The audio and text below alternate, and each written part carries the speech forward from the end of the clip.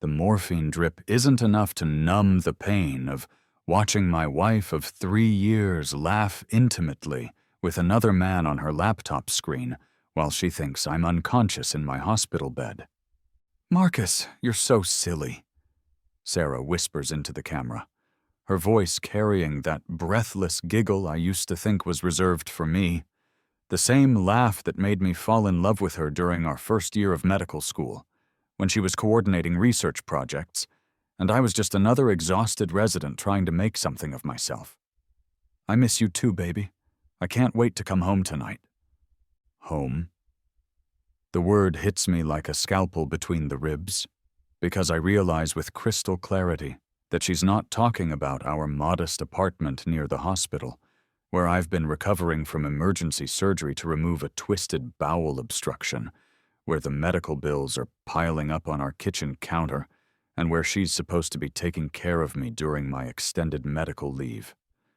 She's talking about somewhere else, somewhere that belongs to him. This Marcus, whose face I can see clearly on her screen. Handsome in that polished, expensive way that screams old money and pharmaceutical executive bonuses, everything I'm not, with my surgical scrubs and resident physician salary and the family medical practice that barely keeps my parents afloat. "I hate lying to everyone about taking care of my sick mother," she continues, adjusting her position on the uncomfortable hospital chair where she's been pretending to keep vigil by my bedside, where she's been performing the role of devoted wife for the nurses and doctors who keep praising her dedication. But David is so needy right now, so clingy and pathetic. The surgery really broke him, you know? He keeps asking me to stay, keeps begging for attention like some wounded animal. The heart monitor beside my bed starts beeping faster, and I force myself to control my breathing, to maintain the pretense of drug-induced sleep while my world crumbles around me with the surgical precision I once thought I understood. 6 months. That's how long I've been fighting this mysterious illness that started with stomach pains and escalated to emergency surgery. 6 months of wondering why my body was betraying me, why my career as a promising young physician was derailing just when everything should have been coming together. 6 months of trusting Sarah when she suggested I take extended medical leave to focus on recovery, when she convinced me that she needed to care for her supposedly dying mother in between taking care of me, when she held my hand and promised that we'd get through this together. 6 months of lies. "I brought him soup today," she's saying now, and I realize she's talking about Marcus, not me, describing how she spent the afternoon cooking in his kitchen while I was alone in this hospital room receiving IV antibiotics and wondering why my wife seemed so distant lately. "That recipe you love, the one with the wild mushrooms?" He said it reminded him of his grandmother's cooking from when he was little in France. France. Marcus has family money and international connections, while I'm drowning in medical school debt and depending on my parents' struggling family practice for any kind of future security. The contrast isn't lost on me as I lie here in a hospital gown that costs more per day than I used to make in a week, watching my wife plan a life with someone who represents everything I've been trying to become through sheer determination and 80-hour work weeks. "David's parents keep calling," Sarah continues, her voice taking on that irritated tone she usually reserves for discussing money problems or my long hours at the hospital. "His mother wants to visit again, keeps crying about how her precious son is suffering. I keep telling them I have everything under control, that I'm taking perfect care of him. But honestly, Marcus, I don't know how much longer I can keep up this charade." Charade. The word echoes in my mind as I remember all the times she held my hand during doctor consultations, all the times she researched my condition online and printed out articles about recovery timelines, all the times she assured me that she was handling everything at home so I could focus on getting better. Performance, manipulation, strategic deception designed to keep me dependent and grateful while she built a new life with someone else. I miss sleeping next to you, she whispers, and I watch her touch the laptop screen like she's caressing his face. I miss waking up in your arms, in that beautiful bedroom with the view of the city. This tiny apartment with David is like living in a prison. Everything smells like antiseptic and sadness. Our apartment. The place where we started our marriage, where I thought we were building something together, where she's been counting the days until she can escape to Marcus's penthouse with panoramic views and pharmaceutical industry success. I close my eyes and try to process the scope of her betrayal, the calculated nature of her deception, the way she's been using my medical crisis as cover for the systematic destruction of everything I thought we had together. The lawyers say the divorce will be straightforward once he's fully recovered, she continues, her voice dropping to a whisper that somehow carries more clearly in the sterile hospital air. Marcus spoke with his family's attorney, the one who handles all their corporate contracts. Apparently, if I can prove that David's illness has changed his personality, made him impossible to live with, I can claim emotional distress and get alimony even though I'm the one leaving. Emotional distress, alimony, legal strategies planned while I'm fighting for my physical recovery and my professional future.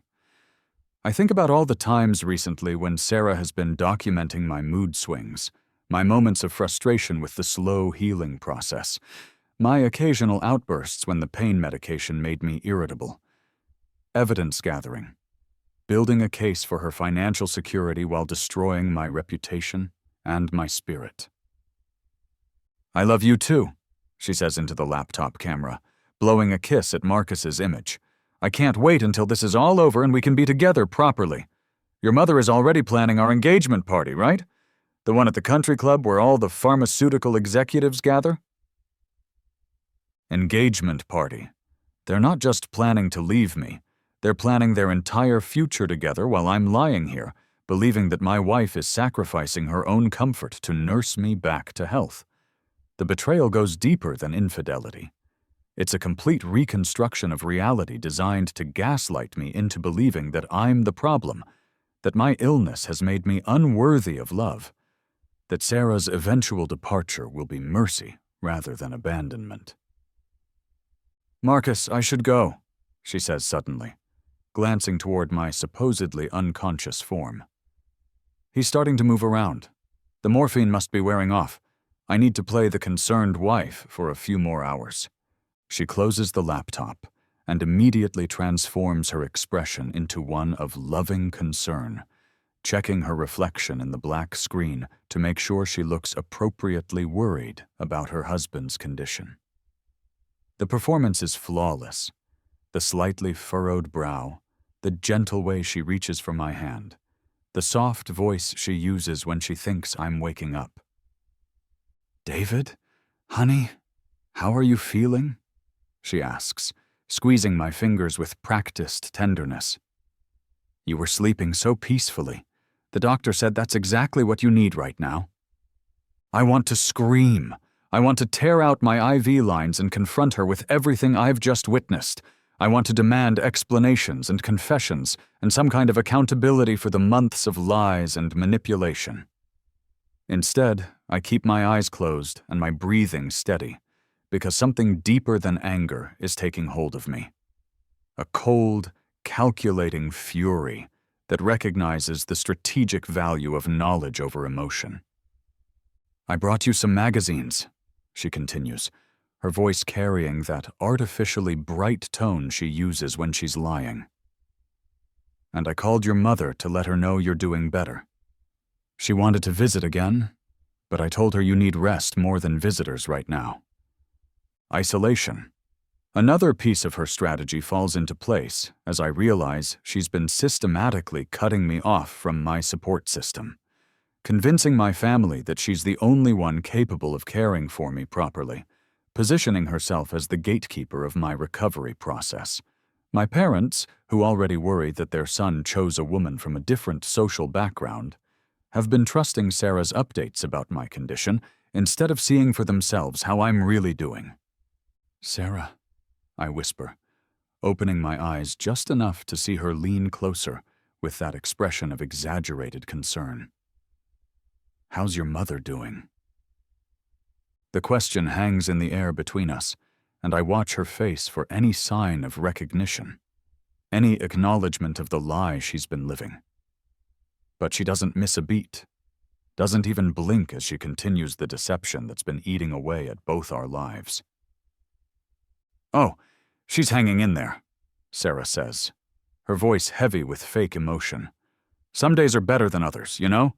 The doctors say it's important for me to spend as much time with her as possible while we still have time together." While we still have time together? The phrase applies to us, too, though not in the way she's pretending. We have time left, but she's already decided how it will end, with my complete humiliation and her triumphant escape to a better life with Marcus and his pharmaceutical fortune. The timeline is probably already mapped out. My full physical recovery followed immediately by divorce papers and a custody battle over assets I didn't even know we were fighting about. "I'm sorry you have to handle so much," I tell her, injecting my voice with the gratitude and dependence she expects to hear. "I don't know what I'd do without you taking care of everything." "That's what wives are for," she replies, kissing my forehead with lips that were probably kissing Marcus just hours ago. "I promised to love you in sickness and in health, remember? I'm not going anywhere." Not going anywhere. The lie is so complete, so perfectly delivered, that I almost believe it myself, but I've seen her real face now, heard her real voice expressing real emotions for someone else, and I understand that everything she's shown me for months has been performance designed to keep me compliant and grateful while she dismantles our life together. The heart monitor starts beeping irregularly again, and Sarah immediately calls for a nurse, her concern appearing so genuine that the medical staff rushes in to check my vital signs and adjust my medication. She holds my hand throughout the entire process, playing the role of devoted wife with such conviction that I would never have suspected the truth if I hadn't accidentally witnessed her video call with Marcus. "He's been having episodes like this," she tells the nurse in a worried whisper. "The stress of everything, you know? His personality has really changed since the surgery. He gets anxious and angry so easily now." More evidence gathering, more documentation of my supposed mental instability, more foundation being laid for her eventual claim that our marriage became impossible due to my medical condition and its psychological effects. The manipulation is so sophisticated, so thoroughly planned, that I realize this betrayal goes far deeper than simple infidelity. It's a calculated destruction of my entire identity, designed to leave me so broken that I'll be grateful for whatever scraps of dignity she allows me to keep. But as the nurse adjusts my morphine drip and Sarah settles back into her chair to continue her vigil, something unexpected happens. The pain in my abdomen, the weakness in my limbs, the fog in my mind, all of it suddenly feels different. Not better, exactly, but more manageable, as if understanding the truth about my situation has given me back some measure of control over my physical condition. I close my eyes and try to process everything I've learned, every detail of Sarah's deception and Marcus's involvement and the systematic way they've been destroying my life while convincing me to be grateful for their help. The betrayal is complete. Financial, emotional, social, professional. But knowledge is power. And now I know exactly what I'm fighting against. The morphine pulls me toward sleep, but my last conscious thought is crystal clear. This isn't over. Sarah thinks she's won, thinks she's successfully manipulated me into the perfect victim for her escape plan. But she's made one crucial mistake. She's underestimated what I'm capable of when I finally understand the game being played against me. When I wake up, everything will be different. When I wake up, the real fight begins.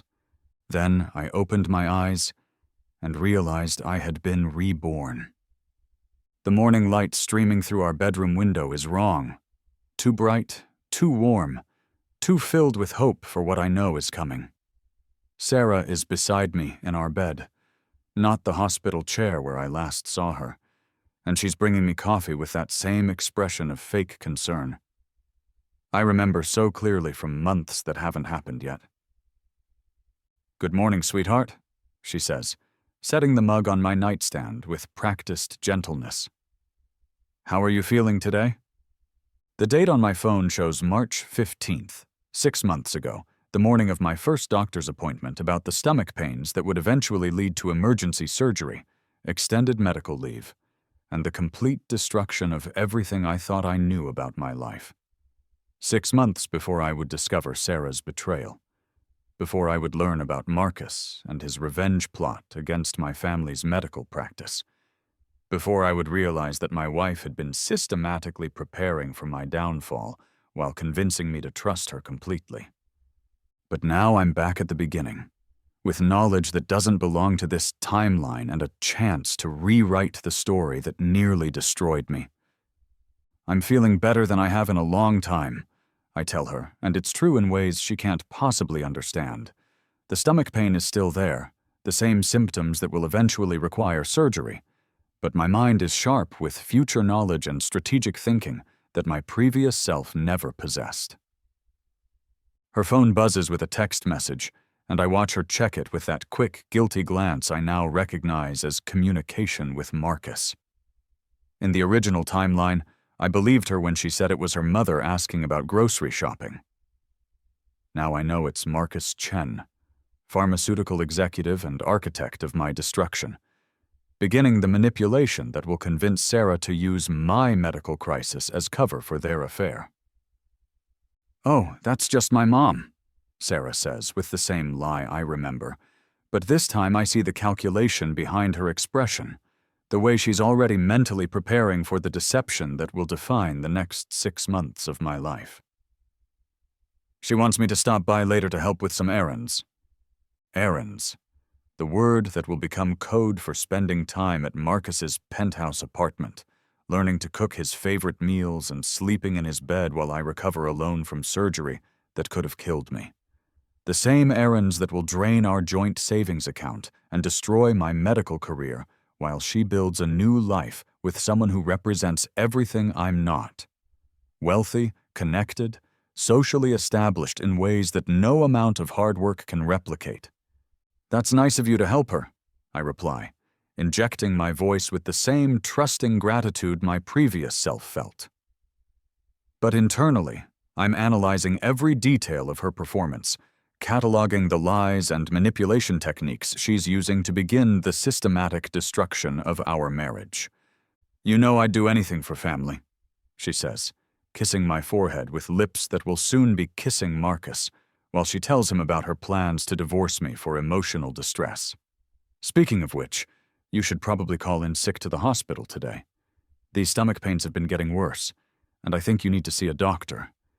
The suggestion sounds caring, concerned, exactly what a loving wife should say to her husband who's been experiencing mysterious abdominal pain. But I know now that this is the beginning of her strategy to convince me to take extended medical leave, to become dependent on her care and grateful for her sacrifices while she builds a relationship with my replacement. "I was thinking the same thing," I tell her, pulling out my phone to make the appointment that will set everything in motion.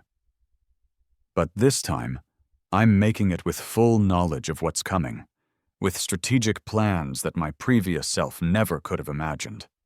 The appointment with Dr. Martinez goes exactly as I remember. The same questions about symptoms, the same preliminary diagnosis of possible intestinal blockage, the same recommendation for further testing and possible surgery. But this time, when Dr. Martinez suggests I might want to consider taking some time off work to focus on my health, I have a different response. "I appreciate the concern, doctor, but I think staying active in my residency program will actually help my recovery," I say, watching Sarah's face change from supportive to slightly confused. "I'd prefer modified duties rather than extended leave, maybe lighter shifts, fewer overnight calls, but I want to maintain my training schedule. David, honey, Sarah interrupts with that voice of artificial concern. Don't you think you should listen to the doctor? Your health is more important than your career right now. More important than my career.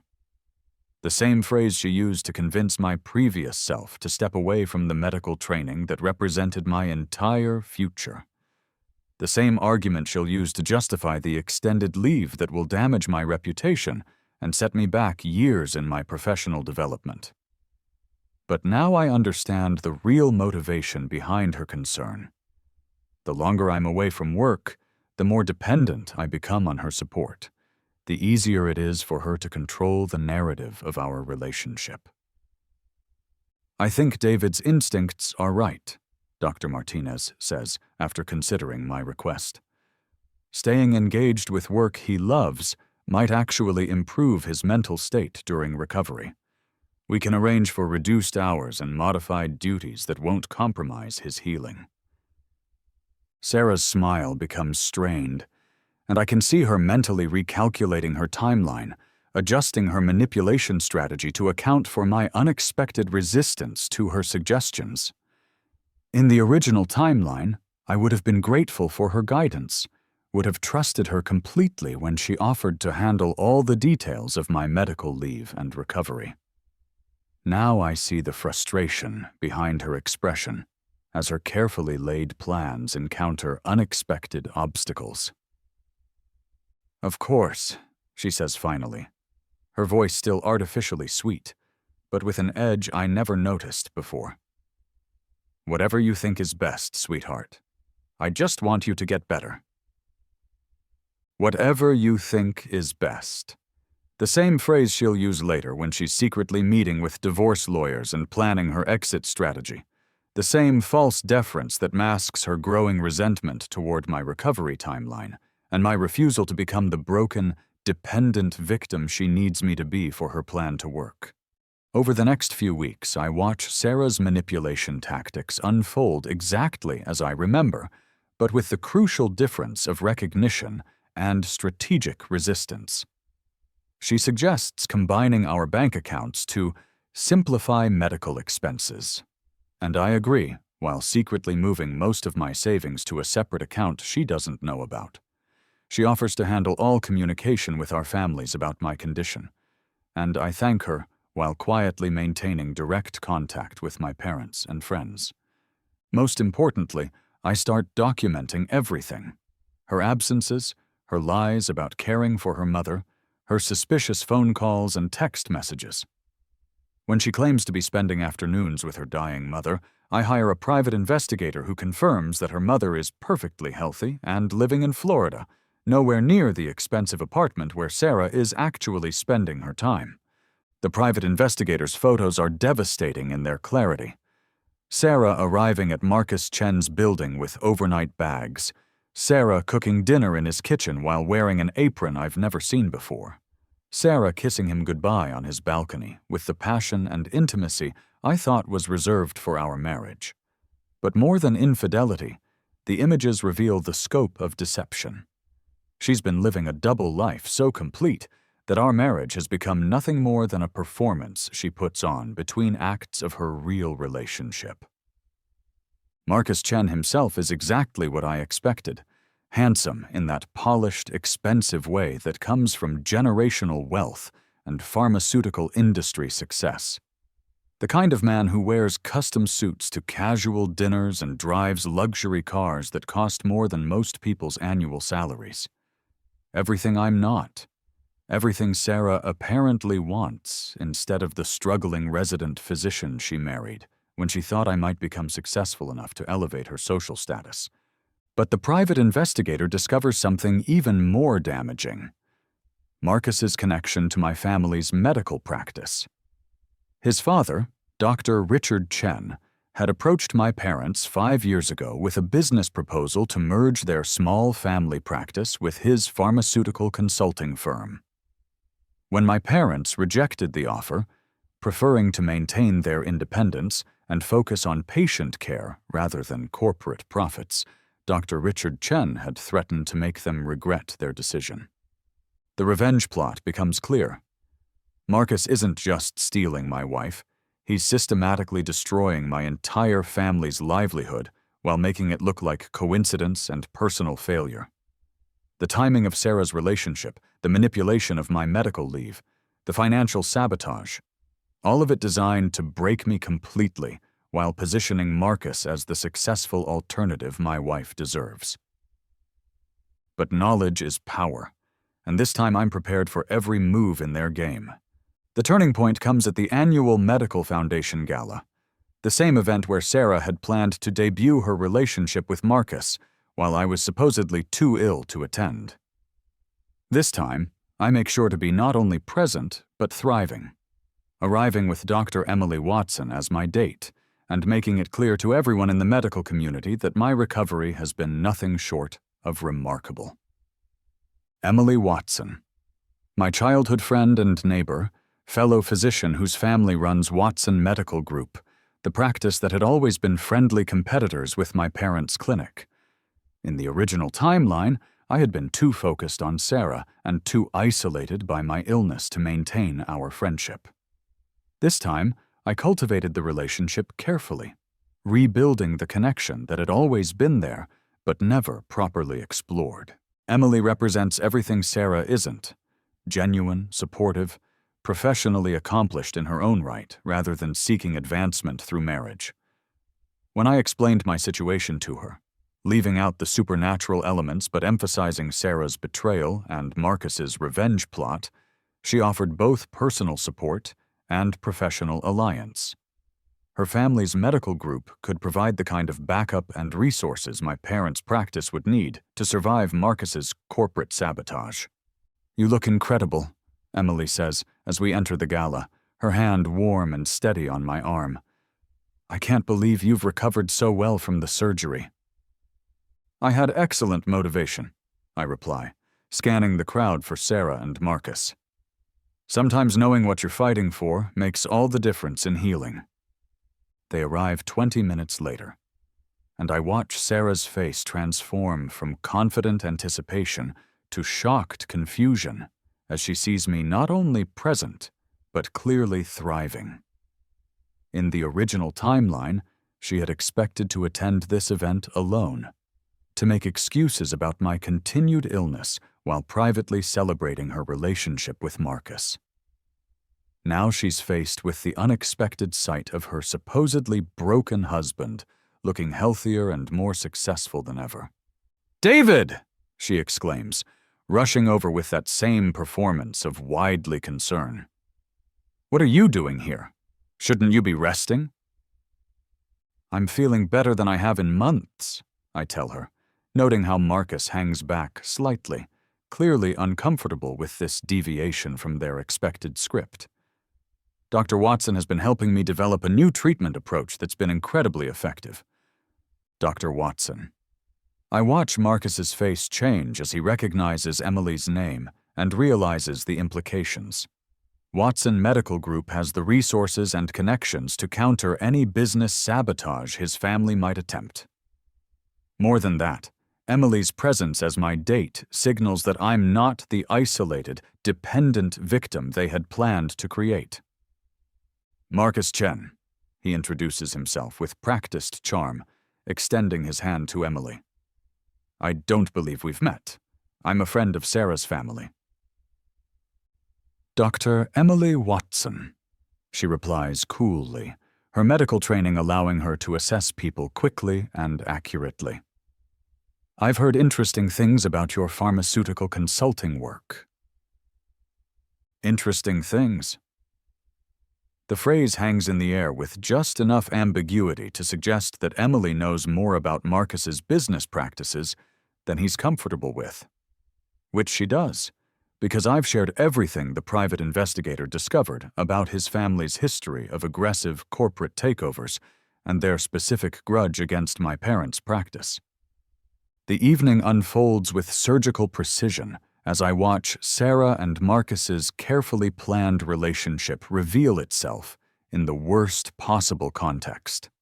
Other physicians notice the obvious intimacy between them, The way they gravitate toward each other despite Sarah's attempts to maintain the appearance of marriage to me. Conversations stop mid-sentence as people process the implications of what they're witnessing. Sarah seems very close to Mr. Chen, Dr. Harrison Kim observes during a quiet moment, his tone carrying the kind of professional disappointment that will follow her throughout the medical community. I hope everything is well with your marriage, David. Marriage is complicated, I replied diplomatically, allowing him to draw his own conclusions about what he's seeing. Sometimes people show their true nature when they think no one is watching. Dr. Kim nods knowingly, and I realize that Sarah's reputation in the medical community, where professional relationships and personal integrity are closely linked, is beginning to crumble in real time. The performance she's been maintaining for months is falling apart under the pressure of an audience that includes everyone whose opinion matters for her career. The final confrontation happens near the end of the evening, when Sarah corners me in a hallway away from the main crowd. Her composure is finally cracking, and I can see the desperation behind her angry expression.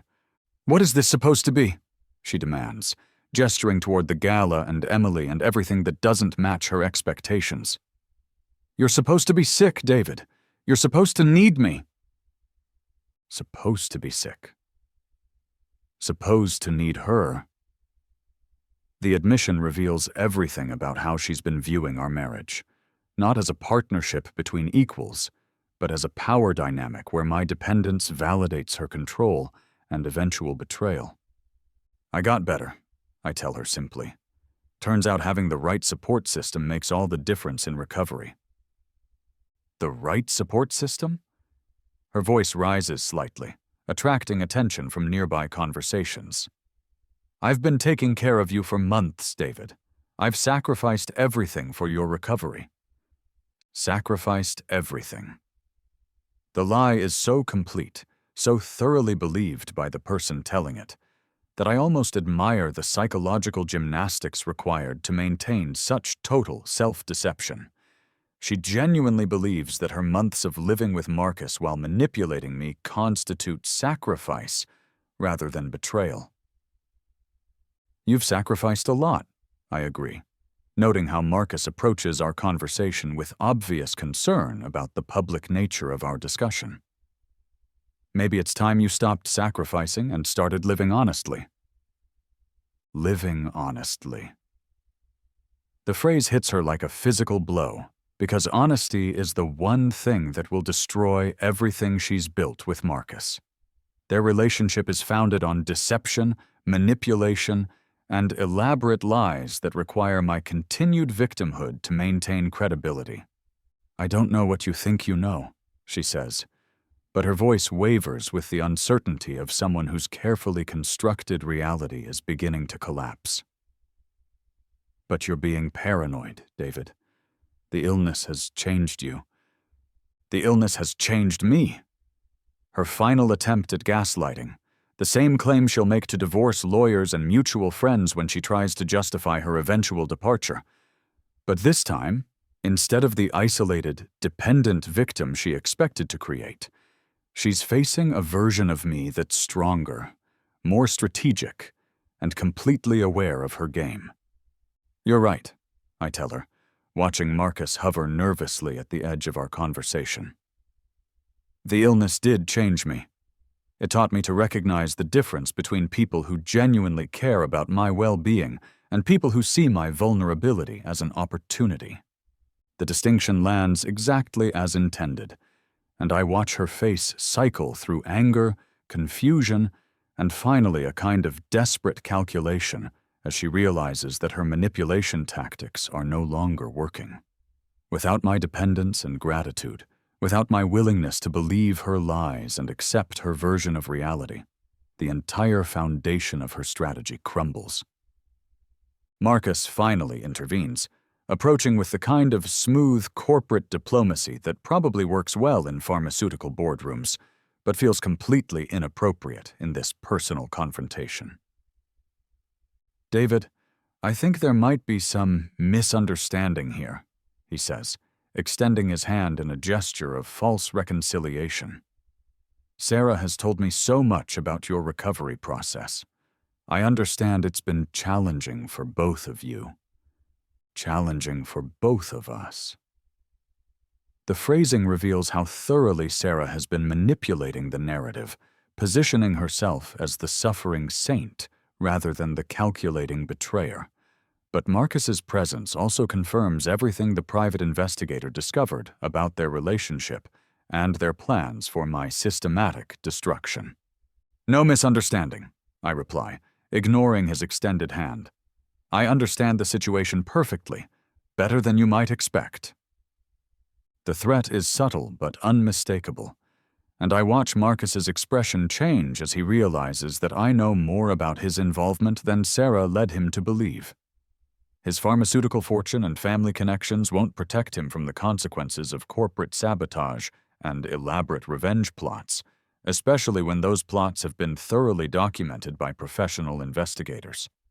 "I think we should go," Sarah says quickly, grabbing Marcus's arm with obvious desperation. "David, we'll talk about this at home."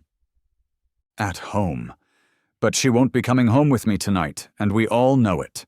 The pretense of our marriage has become impossible to maintain now that the truth has been exposed in front of the people whose opinions matter most in our professional community. "There's nothing to talk about," I tell her, noting how Emily approaches with perfect timing to provide support without seeming possessive or controlling. "I think you should stay wherever you've actually been staying for the past few months." Wherever you've actually been staying. The final acknowledgement that I know about Marcus's apartment, about the double life she's been living, about the systematic deception that has defined our relationship for months. Her face goes completely white as she realizes that her carefully constructed lies have been exposed completely. The aftermath unfolds with the inevitability of a surgical procedure performed by skilled hands. Sarah's reputation in the medical community collapses as the truth about her deception spreads through professional networks, where integrity and trustworthiness are essential for career advancement. Marcus discovers that his revenge plot has backfired spectacularly. Instead of destroying my family's medical practice, his actions have united the local medical community against corporate sabotage and unethical business practices. Most importantly, I complete my medical residency successfully, specializing in emergency medicine with a focus on helping patients navigate medical crises that threaten both their physical health and their support systems. The experience of betrayal and recovery gives me unique insight into how medical vulnerability can be exploited by people who should provide care and protection. Emily and I develop a relationship that grows naturally from friendship to partnership to love, built on mutual respect and professional admiration rather than power dynamics and manipulation. Her family's medical practice merges with my parents' clinic to create a comprehensive healthcare facility that serves our community while maintaining the patient-focused approach that Marcus's corporate takeover would have destroyed. The final confrontation with Sarah comes 6 months later, when she sends a bitter email attempting to reconcile after her relationship with Marcus predictably collapsed under the pressure of public exposure and professional consequences. She's working retail now, her medical career destroyed by her reputation for unprofessionalism and manipulation, while Marcus has moved on to his next target and forgotten about both his revenge plot and the woman who helped him execute it. I delete the email without reading it completely, focused instead on Emily's pregnancy announcement and the thriving medical practice we've built together.